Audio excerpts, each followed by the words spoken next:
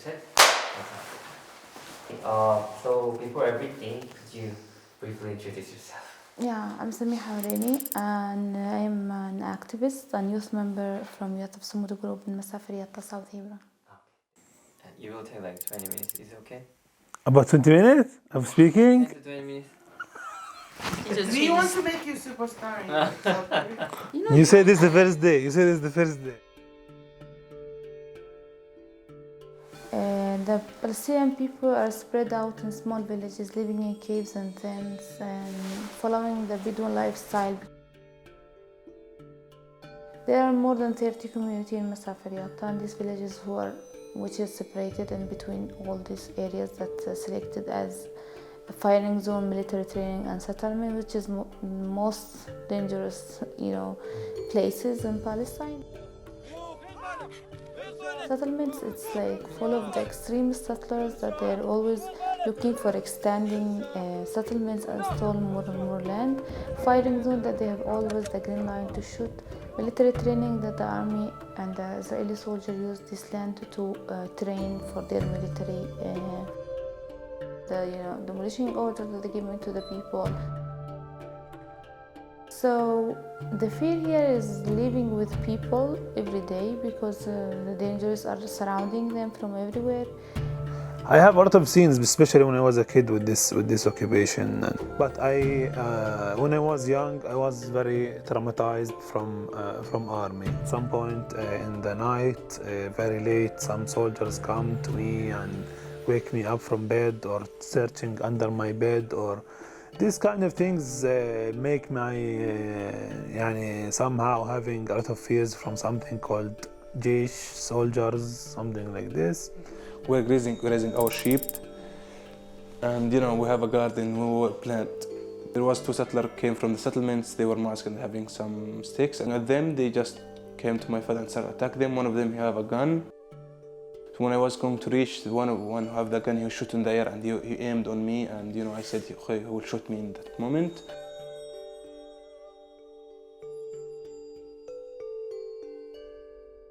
And go with me to school, and every day I went late because the soldiers and the police did a checkpoint in the morning, and they will check the car, like they will take without any reason. They just want to take a time from you, while they know that I have school and they see me as a student. I have to go to school early. I have my time to go and come.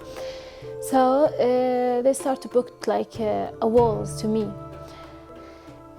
Even their homes are not a safe place, but it's the only solution that they have is to just resist in this place, to protect their lands, because all of these people have no other choices to go for. So if they just go out of Masafer Yatta, they will be homeless and refugees.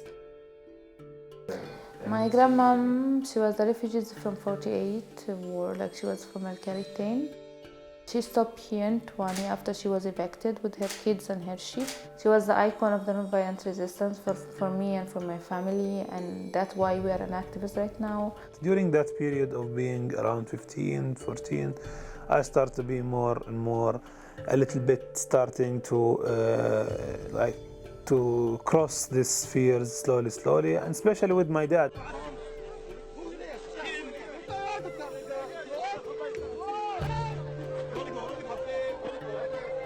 My dad used to go to protest, and I used sometimes to go. After that, things led to be in the frontliners and to be leading the protests and demonstrations. In 2017, we created the UNHEARD group to also have a chance for the other youth people to be an activist, who don't lose themselves in the resistance. Like we can just have a program, keep following on that, and we need also having some advocacy tour in some countries outside, talking about what's happening in Masafer Yatta, bringing some diplomatic people, parliament party to Masafer Yatta and talk about the eviction order that was happening last May, documenting the people's story, publish it on Facebook. We are doing whatever we can. bringing people like you and welcoming people like you and others to talk to them and let them understand. Also to give you this responsibility of taking the voices of these people outside and talk more and more to protect at least ourselves and our life in Masafer Yatta and also in Palestine.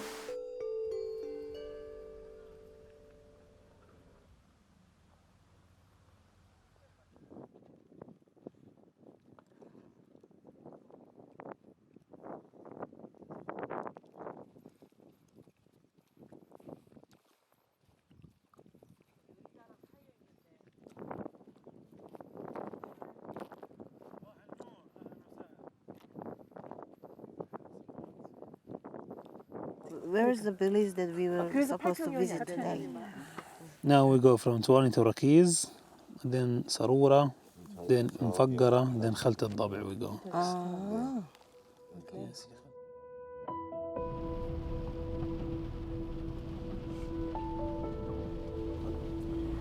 Yeah, Qussa village is a village in Masafer Yatta in the South Hebron Hills. It is close to the near illegal settlement called Krama'el. That's the most close settlement to the village. And one of the accidents I remember, which was the 4th of July 2022, when I ran with activists and friends, when we saw the Israeli army are going to the direction of the village, carrying two big bulldozers of Hyundai machines. As soon as we got there was dozens of soldiers. The bulldozer started demolishing it, and the army were surrounding these two bulldozers, these two big machines of Hyundai, while they are smashing this Palestinian house until they made it to the ground, and we saw it together. And the first and the last excuse of the occupiers, they say it's illegal, and they say they have to take permits, and many hundred and thousands of times Palestinians go to apply for this kind of permits, and we never get it. It's how the occupation works. If it's for settlers, for Zionists, it's immediately given these permits for build, even in the West Bank, in the occupied territory, which is illegal according to international law. But for Palestinians, no.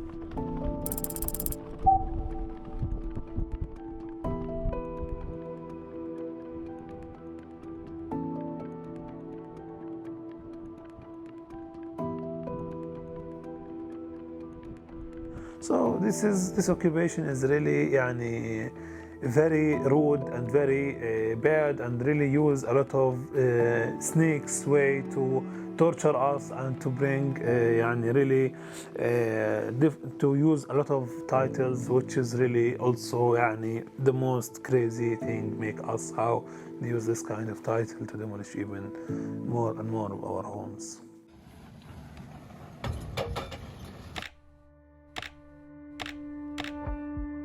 Like, it's not my first time I see Hyundai machine have been part of the crime of the occupation in Masafer Yatta.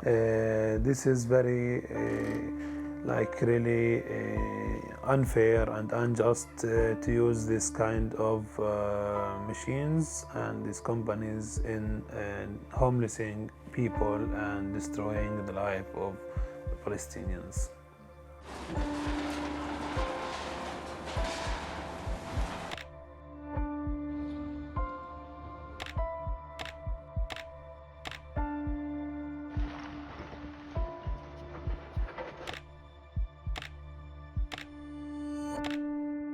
The construction equipment part of Hyundai is deeply involved in Israel's crimes against the Palestinian people. They are used to demolish Palestinian homes, to demolish Palestinian farms, to uproot olive trees. They're destroying our lives. The United Nations guiding principles on business and human rights say that every corporation has a duty, an obligation, legal obligation to ensure that its products, the end users of its products, do not use it to commit grave human rights violations. Now, Hyundai knows about the grave human rights violations, but keeps selling to Israel. So it's guilty, knowingly guilty. 현대는 자기네는 정착촌에 사용되지 않는 걸, 자기네 자사의 장비가 사용되지 않는 걸로 알고 있다. 이렇게 유엔에다가 답변을 했더라고요. 사실 거짓말인 거죠. 그냥 뭐 이스라엘이 일리걸 세틀먼트, 일리걸도 필요 없어요. 이스라엘 세틀먼트, 뭐 팔레스타인 그냥 이런 식으로만 검색해도 현대 장비가 그 정착촌 건설에 사용되는 사진들이 그냥 무수하게 나오거든요. Imagine Japan becomes so militaristic and it wants to occupy Korea again. And then we have a company that sells to the Japanese occupation authorities equipment that they use in demolishing Korean homes. They're using them for human rights violations, war crimes. But the company insists, you know, it's business. And Japan is a big economy, I have to make money, I will continue selling the Japanese. How would the Korean people feel if they're under occupation? That's exactly how Palestinians feel. So your companies, it's okay for them to help destroying our lives? Would you like that to be done to you?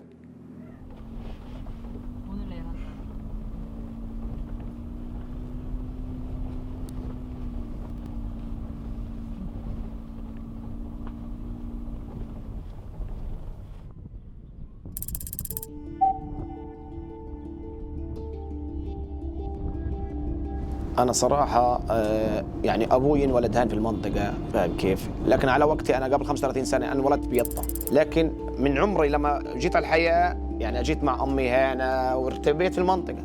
عندنا مغر هان يعني عمرها أكثر من 200 سنة، بعض مغر جد جدي يعني تقدر تقولها جد جدي اللي بحشة. يعني أبوي هيو عايش موجود عمره 83 سنة، أكبر من عمر الاحتلال بحاله.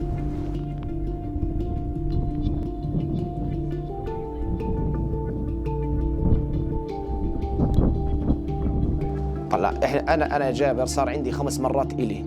الهدم الاول اللي هو بدايته بال 2018 كانوا معطيني اخطار لمده 7 ساعات 7 ايام عفوا 7 ايام.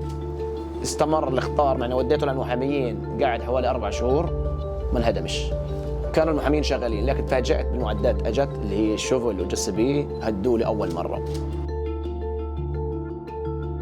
شايف بعديها بلشت فاهم كيف بنيت ثاني مرة كذلك برضو هدوها لغاية 5 مرات. بعد ال5 مرات اضطريت أبحش كيف وأعاود أسكن تحت الأرض.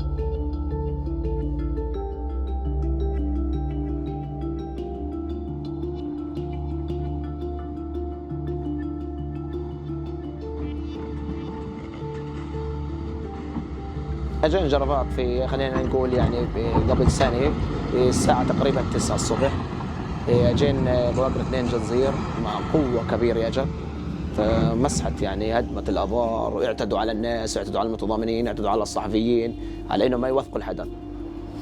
يعني فعلا كان يعني خلينا نقول هذيك اليوم صراحه يعني يوم صعب على الناس، فقدت يعني صراحه يعني كل تعبها كل جهدها، قطعت عنهم المي. يعني عندك شجر 12,000 شجرة ماتن من بعد ما يعني هاي المعدات الخراب اللي اجت دمرت الآبار ال5 اللي كانوا موجودات. يعني هذا هو الاحتلال يعني بيستخدم دائما كل وسائل القوة ضد المواطن العازل اللي هو عايش بسلام آمن بعيد ما بيشكل أي خطر حتى على مواطن إسرائيلي.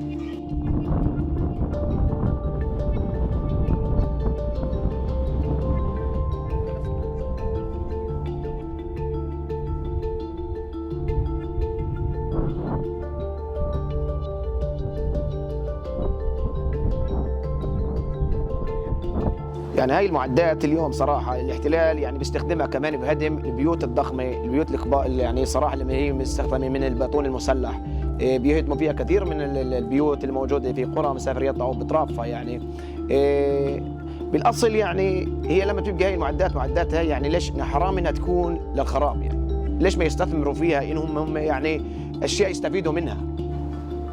يعني أنا بطالب صراحة يعني كل المجتمع الدولي الناس اللي عندهم إنسانية إنهم يوقفوا إسرائيل عند حدهم، حتى ما يدعموهم بهيك آليات اللي هي آليات الخراب. يعني هم بيستخدموها ممكن العالم للعمار لكن إسرائيل بتستخدمها فقط للخراب.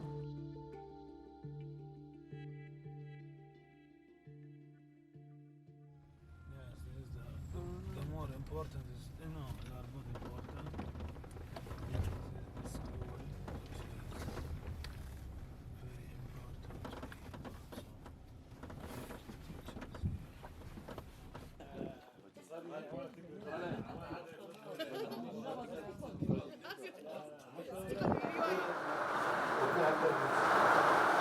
الو السلام عليكم.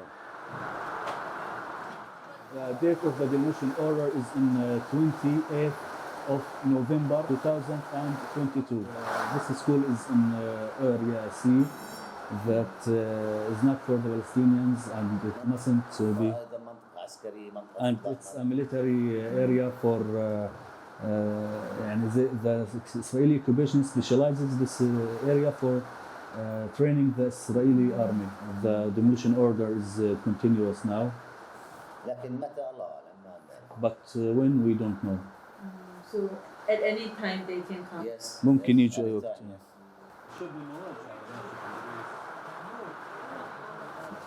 If this school is demolished, the students will need to walk 5 kilometers to far school there in Al-Kaabni school. وجود المدرسة هنا خففت من التسرب في المدارس الطلاب. The presence of the school here reduces the students of getting out of the school. The percentage is now a little. The policy of the occupation that they allow the settlers to do anything even it was illegal. But for us it's not. بينما الفلسطيني no school, no mosque, صحة. No life. No life بالنسبة لنا صحيح. Now all the students inside, as you see, the soldiers are keep closing the doors of the school inside. They close the doors while the students are inside. So now they want to take everyone away from here. This high school was demolished November 2022. I work in that school too. They told us to get everything out. We refused. They shooted sound bombs and they get out by force and they demolished the school. So the bulldozers that demolished the school there from Hyundai.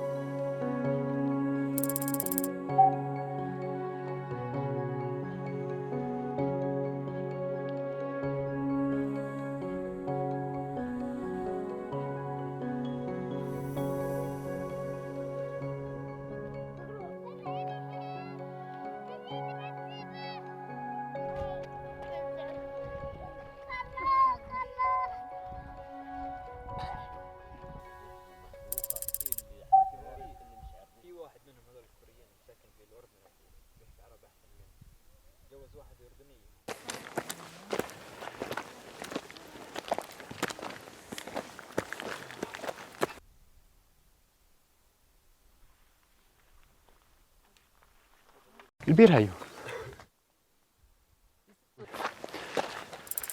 هذا كان كله صبة واحدة أرضية. هذا كان كله صبة أرضية تحت البيت. البيت كان من هون هيك كله.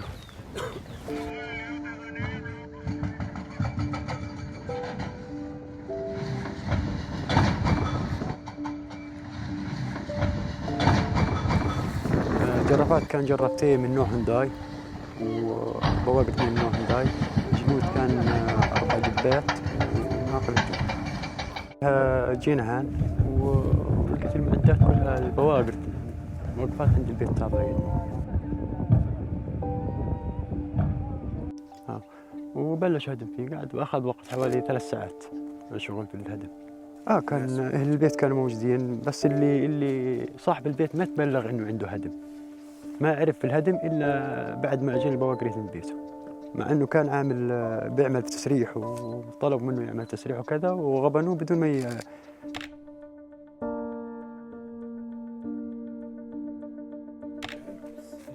رسالة بتجيها لشركة هونداي. أول شيء بيعود عليهم أثر سلبي للشركة اللي بتصدر هذه، أثر سلبي في التصدير لأنه تاخذنيش أي مواطن عربي أو أي مواطن فلسطيني أو كذا بده يشتري هيك زي هيك من شركة زي هيك ويعرف إن هذه الشركة بتخدم الاحتلال بحول على شركة ثانية. أنا بناشد شركة هونداي إنها يعني كيف بدي أقول لك شو بدي أقدر أقول لك إنه يعني بالنسبة لهي الشغلات بعرف شو عن دعم الاحتلال أو يكون شروط بس لما صدروا سيارات يكون شروط.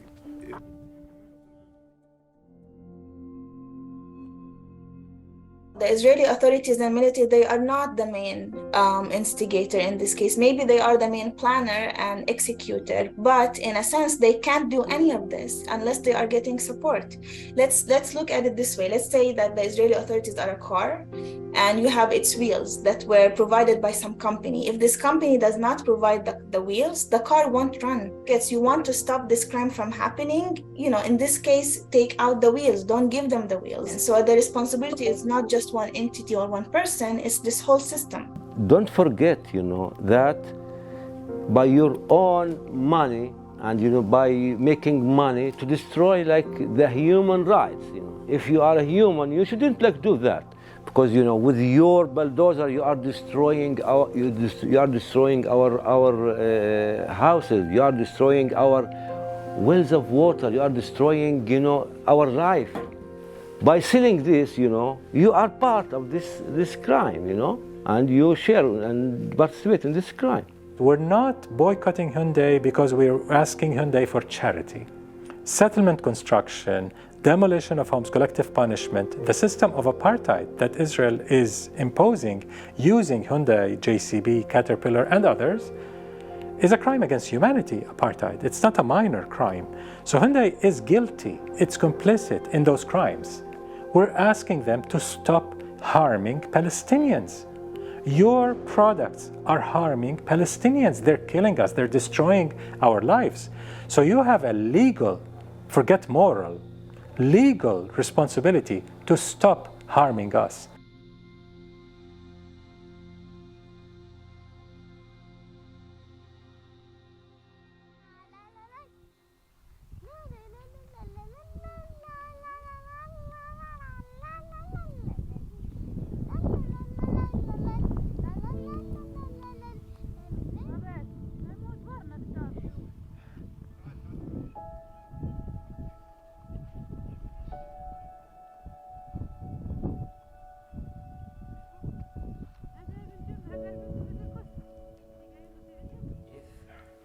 There's no occupation and there's no settlers and you're free to do anything, what is the first thing you want to do?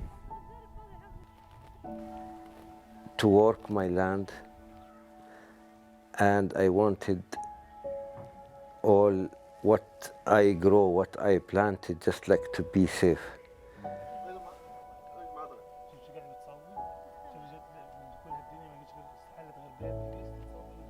I want to go to study my master abroad easily and not be worried that I want to live for so long here, not have to be all the time living in fear and worry of what can happen to his family, to his parents, because I love travel, really. That's my problem, is the worry and the fear.